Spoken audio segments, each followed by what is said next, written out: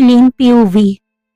Samantalang umangat naman ang tingin si Princess at sinabi sa mga itong tapos ng kanilang pag-uusap hanggang sa isa-isa na silang nagsilabasan. Nang pakaramdam ko na mag-isa na lamang ako sa loob ng conference room, doon ako tumingin sa wall glass. Hinamnam ang katahimikan hanggang sa mapakurap ako na uminit ang mga mata ko. Hinayaan kong dumaloy ang luha sa mga mata ko. Akala ko kaya kong mag-isa. Akala ko magiging matatag na ako. Pero hindi. Hindi ako masaya na mag-isa akong lumalaban. Nagpapanggap lang akong matatag at matapang sa harap ng mga tao. Pero sa tuwing napag-iisa ko, doon ko'y binubuhos ang lahat ng sama ng loob ko. Ang matinding kalungkutan at pangungulila. Hindi ako masaya na masyado akong focus sa trabahong to. Nawawalan na ako ng oras sa anak ko at sobrang sakit yon para sa akin. Simple lang naman ang pinangarap ko noon, ang maging housewife at alagaan na magiging mga anak ko. Pero hindi ko mababago na isa akong Rivas. Kailangan kong hawakan at panatilihing malago ang kumpanyang iniwan sa akin. Halos kakaunti pa lang ang nalalaman ko at marami pa akong dapat na mapag-aralan sa kumpanya. At pagpapatakbo nito, kung nandito ka lang sana kuya, mapait akong napaluha. Hindi ko lubos maisip na talagang tinalikuran nito ang pagiging isang Rivas. Hindi ito mahanap ng mga investigator ko. Mukhang ginalingan ng kapatid ko sa pagtatago. Alam yata nitong ipapahanap ko ito. Pero hindi pa rin ako sumusuko. Naniniwala ko na mahanap ito ng mga tauhan ko. Isang tikim ang nagpalingon sa akin. At gano'n na lang ang pagkagulat ko nang makitang asawa. Nasa mga mata ni Draco ang kalungkutan, pangungulila at pagmamahal. Kitang-kita ko na naaawa ito sa kalagayan ko. Mabilis kong pinanasan ng luha sa mga mata ko. May kailangan ka, pumiyok pang boses ko. Kita akong paggalaw ng panganito, kumabog ang dibdib ko nang papalapit ito sa akin. Talaga bang hindi mo ako napansin kanina? Nasa boses ni Dracong hinanakit, napaiwas ako ng tingin. Siguro naman sapat ng 5 buwan. Bumilis ang tibok ng puso ko, nanayong balahibo ko sa braso. Bigla akong tumayo. I have to go. Mahal mo pa ba ako? Bigla akong napahinto. Namulang mga mata nito. May inaasahan pa ba ako sa asawa ko? Puno ng pait na tanong ni Draco. Bigla akong napayuko sabay kagat sa ibabang labi. Kahit na anong pigil ko umalpas pa rin ng luha sa mga mata ko. Nang bigla akong manigas sa kinatatayuan nang yakapin ako ni Draco mula sa likuran.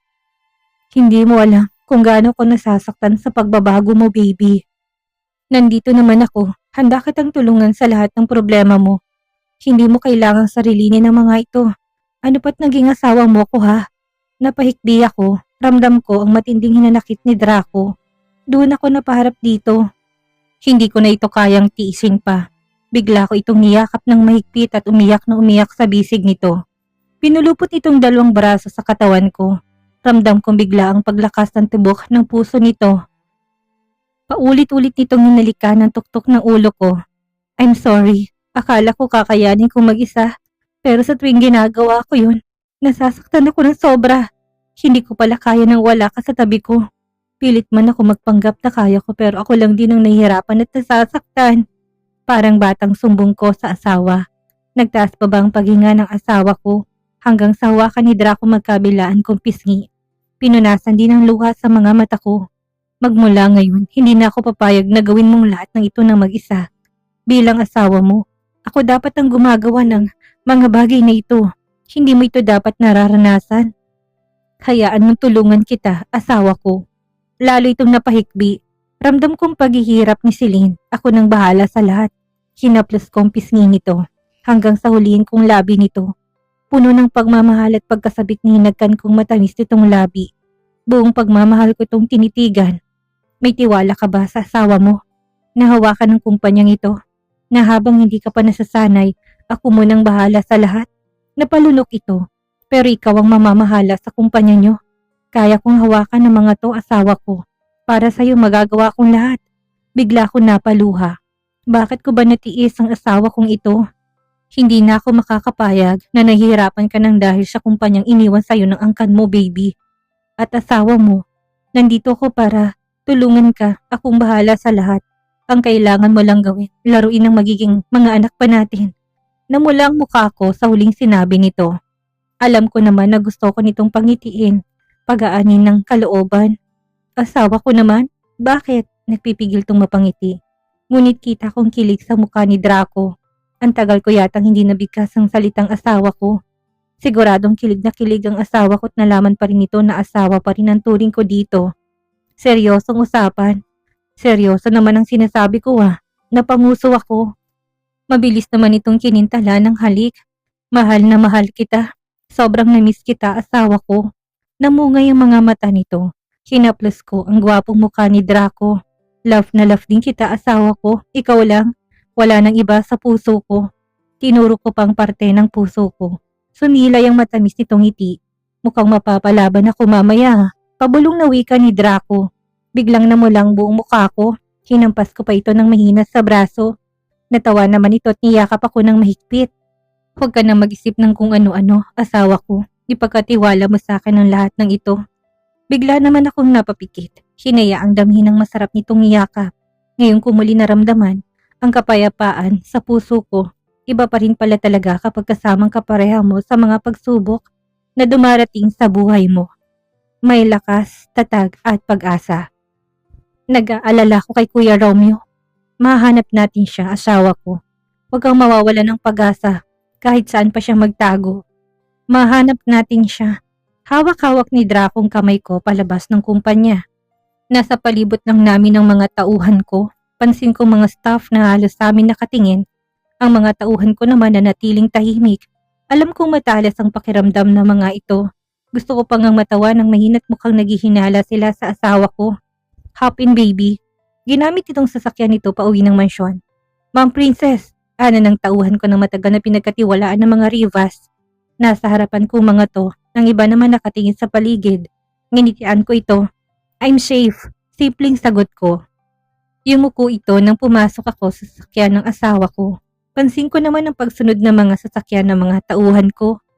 Mabuti na lang talaga, nagpaiwan ako kanina sa conference room. Kung hindi siguradong mahihirapan na naman ako makalapit sa'yo. Napabuntong hininga ito. Kinuha ni Draco ang kamay ko at pinagsalikop yon. Pero masaya akong pinoprotektahan kanila, lalo na sa mga panahong wala ako sa tabi mo. Hinuli nitong bewang ko at nilapit sa katawan nito. Hinagka nitong noo ko. Inaantok ako, asawa ko. Parang batang reklamo ko sa asawa ko. Kararating ko lang kasi galing ibang bansa.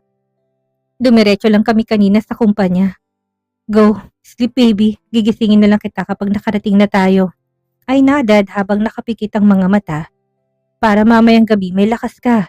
Kahit nakapikit ako, ramdam kong namimilong ngiti ni Draco sa labi. At ramdam ko rin ang pamumula na magkabilaan kong pisngi. Umaandar na naman ang kamanyakan ng asawa ko.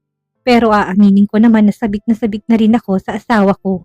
Sobrang miss na miss ko na to. Isang halik sa labi ang nagpagising sa akin. Ang gwapong mukha ng asawa kong unang bumungad sa akin. We're here, baby. Habang titig na titig sa akin, hindi pa rin ako makapaniwala na ikaw ang asawa ko. Napakaganda at napakabait. Bukod doon, napaka-sexy. Napalunok ako na maging malagkit ang paraan ng mga titig ni Draco. Akmang magsasalita ako nang huli nitong labi ko. Biglang umalpas ang mahinang daing ko. Asawa ko, bagya ko tong nilayo. Napalunok ako at pinunasang nakikita ko sa mga mata ni Draco. Nabigla kong pisilin ng matangos itong ilong. Nasasakyan pa tayo. Umaarangkada na yung kamanyakan mo. Kumagat labi naman ito. Akit na tayo para makaisa na kagad. Ang tagal ko ng tigang asawa ko. Natawa ko sa reaksyon nito. Para bang ang bigat sa kalooban nito na natigang ito ng matagal. Puro kakalokohan. Inalalayan ako ditong makababa sa sakyan. Magandang hapon, Senyorita Princess. Sabay-sabay ng mga kasambahay na nakaabang sa labas ng mansyon. Ayoko talaga ng ganito. Ito pala si Sir Draco nyo. Ang ama ng anak ko, na natili silang nakayupo. Magandang hapon, Sir Draco. Tumango naman ang asawa ko, niyaya ko nitong pumasok sa loob. At ganun na lang ang kasiyahan ko nang makitang anak ko. Kaagad ko tong kinuha sa yaya nito. Oh my baby! At pinupugto ng halik. Umagikik naman ito, nilapit ko to sa asawa ko. Kinalong naman ni Draco at kaagad na pinakatitigan. Napalunok ako nang makita kung gaano to nangulila sa anak. Halos namumulang mga mata nito. I miss you so much, Sean. Na-miss mo ba si Daddy, ha? At bumulong-bulong ang anak ko. Nagkakalampag ito na para bang tuwang-tuwa. Pinalikan to ng asawa ko at pinanggigilan. Umupo to sa mahabang sofa. Tinabihan ko naman to at nilaro-larong anak namin. Nasa isang tabi lang ang dalawang yaya nito. Sandali lang, asawa ko. Kakausapin ko lang si Manang. Tumangulang ito. Dumiretso ako ng koridor. Bigla silang napayuko nang makita ako. Senyorita, nagmamadaling napalapit sa akin si Manang. Manang, may ipapakiusap lang ho ako sa inyo. Kahit na ano po, senyorita. Napabuntong hininga ko. Magmula ngayon, huwag na kayo maghihintay sa akin sa labas sa tuwing dumarating ako. Huwag niyo na rin akong tatawaging senyorita at hindi rin naman ako dalaga. Binigyan ko ito ng simpleng ngiti. Ngumiti naman ito sa akin. Masusunod po, Ma'am Princess. Pakihanda na rin pong lamesa at nagugutom na ako. Kasabay kong asawa ko. Gulat itong napatingin sa akin. Pati ibang kasambahay na palingon din. Mahabang kwento. Ikinasal na ako bago ko pa malaman na isa pala akong Rivas. Napatango-tango naman ito sa kayumuko. Kung hindi niyo mamasamain, Ma'am Princess, mawawalan mo ng I know, Mana. Hinintay ko na lang na mag-propose ulit ang asawa ko. Pabulong na wika ko. Kita kong kasiyahan at kilig sa mukha nito. Ngayon lang yata ako naging masaya at kumiti ng ganito sa harapan ng mga kasambahay. Hindi ko rin kasi naitagong kilig sa mukha ko. Hanggat maaari, gusto kong alisin ang pagkailang ng mga ito sa akin. Gusto kong pantay-pantay lang ang trato ko sa mga to. Napangiti ako na makitang nakatulog na sa bisig ng asawa kong anak namin. Daddy's boy talagang anak ko. Sabay upo sa tabi nito. Nagulat ako na bigla nitong hulihin ang labi ko. Pansin ko tuloy na napayuko ang dalawang yaya ng anak ko. Ngiti-ngiti naman ang loko. Namiss niya lang si daddy. Wika nito. Napanguso na lang ako. Sumakay kami sa elevator patungong kwarto ko. Napakalaki talaga ng mansyon na ito. Wika ni Draco. Napatango-tango na lang din ako. Gaganahan talaga ako nito gabi-gabi para mapuno to ng mga bata. Nalalaki ang mga mata ko na palingon dito. Pigil na pigil nitong matawa. Asawa ko naman, baka hindi na ako makalakad niyan. At talagang napahagal pa ito ng tawa. Ngunit agad ding napahinto ng gumalaw ang anak namin. Pulang-pula ang gwapong mukha nito. Siyempre, dadahan-dahanin ko. Sabay kingdat nito. Ayaw mo bang maraming batang nagsisihabulan, Sardine? Nagsisipagtakbuhan sa malawak na bulwagan. Nakangiting tanong nito. Umabang nguso ko. Siyempre gusto ko marinig ang hagikik at halakak ng mga ito. Pero wag naman masyadong maramit baka humina kaagad ang tuhod ko. At talagang natawa ito. Kinurot ko tuloy ang nakakagigil nitong pisngi. Parang hindi yata ako nababagay sa kwartong ito, baby. Natawa ko ng bahagya. Ang disenyo kasi ng kwarto ko talagang pang prinsesa. Lipat tayo sa 4th floor, asawa ko. Pinabago ko na yung kaayusan sa itaas para sa atin. Kapag nagkaanak tayo ng babae, ibibigay ko tong kwarto na to.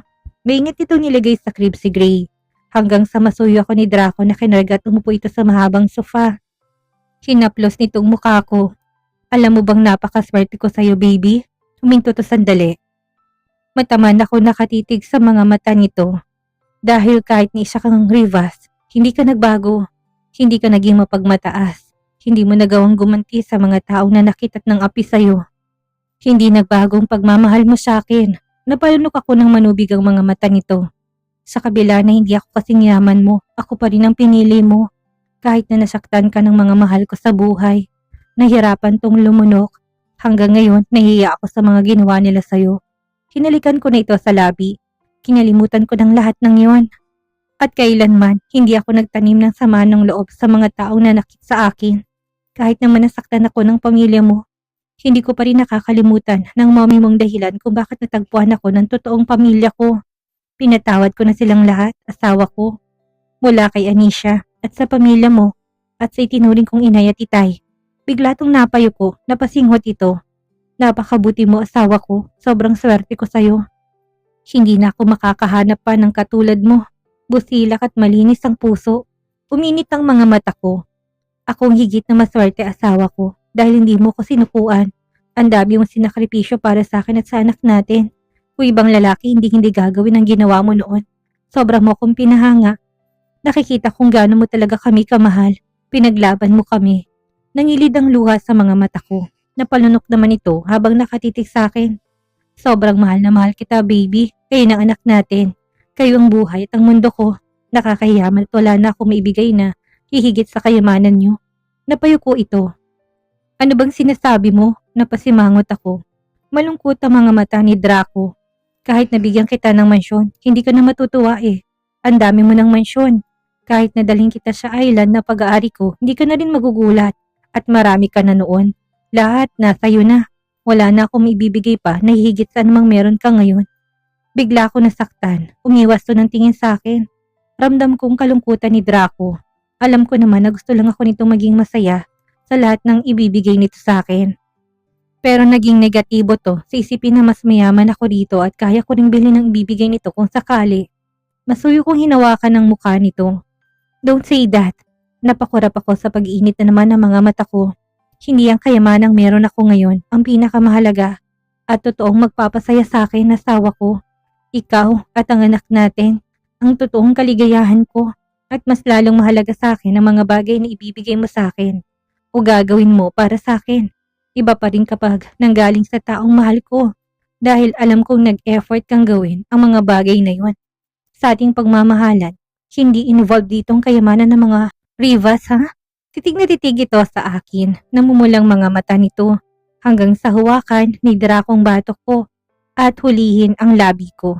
Ilang minuto kami naghahalikan ng kusa tong bumitaw. Namumungay ang mga mata nito. Hinaplos itong pisngi ko. Nakakaiyak na makatagpong katulad mo, baby. Talagang makikipagpatayan ako, huwag ka lang maagaw sa akin. Bahagya akong napangiti. Walang aagaw sa akin asawa ko dahil hindi ako magpapaagaw. Kasabay ng kilig na nararamdaman ko ay ang pamumula na magkabila ang tenga ni Draco. Pati mukha na mula, kinilig eh. Tinamaan din sa banat ko. Kinabahan ako nang tumayo ito't patungo ng banyo. Paktay na, asawa ko. Sabay na tayong maligo baby. Gusto kitang. Sinunin tong labi ko. Matinding pagnanasa kaagad ang nasa mga mata ni Draco. At dito na po nagtatapos ang kabanata ng ating kwento at sana'y muli niyo po akong samahan sa mga susunod pang kabanata. Maraming salamat po at keep safe everyone.